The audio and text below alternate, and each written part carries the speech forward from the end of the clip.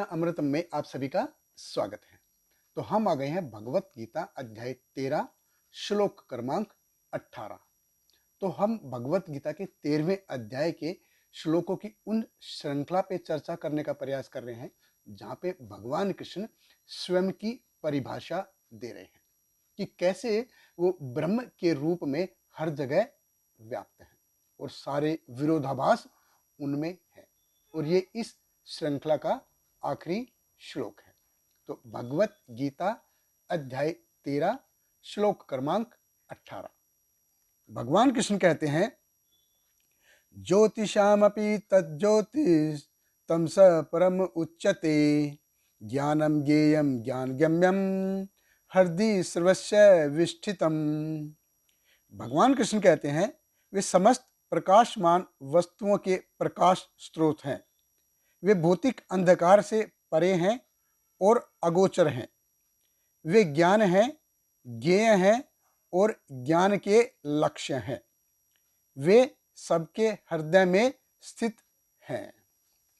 देखिए, भगवान कृष्ण कहते हैं ज्योतिषामपि तत् ज्योति, कि इस भौतिक जगत में जो चमकने वाली हर एक चीज है उनका स्रोत क्या है? भगवान कृष्ण कहते हैं कि उनका स्रोत वो है। हर एक चीज जो चमक रही है उसका स्रोत भगवान कृष्ण है। देखिए, हमारे पास जैसे गाड़ी होती है, गाड़ी में हेडलाइट है, तो हेडलाइट वो क्यों जलती है? क्योंकि उसके अंदर बैटरी है। इंडिकेटर है, वो क्यों जलते हैं? क्योंकि उसके अंदर बैटरी है। हॉर्न है, हॉर्न क्यों बजता है? क्योंकि इसके अंदर बैटरी है। उसमें जैसे भौतिक जगत में सूर्य है, चंद्र है, तारे हैं, इन सबका स्रोत, इन सबके चमकने का स्रोत है। भगवान कृष्ण कहते हैं कि वो है। ये ब्रह्म ज्योति है, ब्रह्म ज्योति के रूप में है। तो ब्रह्म ज्योति क्या है? ये भगवान कृष्ण के अंग कांति है, शरीर से निकली हुई ज्योति है। और ये भगवान की जो आभा है, शरीर से निकली हुई आभा है, अंग कांति है, ब्रह्म ज्योति है, ये इतनी प्रखर है, इतनी तेज है कि ये संपूर्ण ब्रह्मांडों को अपनी एनर्जी देती है। देखिए, एनर्जी को कोई बना नहीं सकता, एनर्जी को कोई नाश नहीं कर सकता। तो ये इसे सिर्फ ट्रांसफॉर्म हो सकती है, एक जगह से दूसरी जगह, एक रूप से दूसरे रूप में जा सकती है। तो इस भौतिक जगत में, आध्यात्मिक जगत में हर एक सिंगल चीज या लाखों करोड़ों जितने भी यूनिवर्स हैं, ब्रह्मांड है, इन सब का पावर सोर्स क्या है? ये ब्रह्म ज्योति है। और ब्रह्म ज्योति का स्रोत क्या है? ब्रह्म ज्योति आती है भगवान कृष्ण के शरीर से निकली हुई कांति है, उनके अंग कांति है, उनकी जो आभा है, उनका जो तेज है, ये है ब्रह्म ज्योति।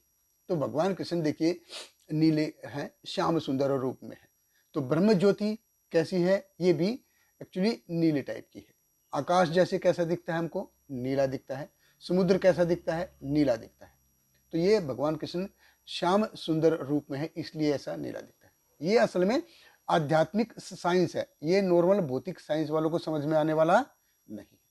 तो ब्रह्मांड में जैसे 8 आवरण होते हैं, भूमि आप अनल वायु खम मन बुद्धि एवच, अहंकार ये मित्य भिन्न भिन्ना प्रकृति अष्टधा, कि ये 8 प्रकार के हैं।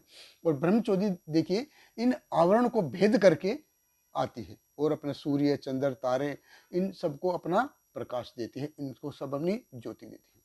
ये ब्रह्म ज्योति इतनी प्रखर है कि ये पहले आवरण को भेदती है, उसको भेद करके फिर तारों को प्रकाश देती है। भगवान कृष्ण कहते हैं तमस परम उच्चते।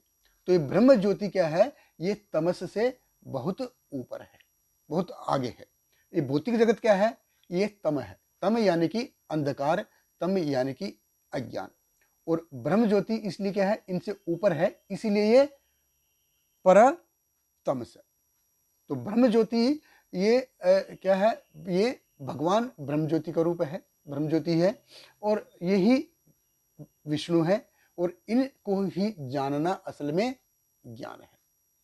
तो ब्रह्म ज्योति भगवान कृष्ण के शरीर से निकला हुआ प्रकाश है, ये ज्ञान है।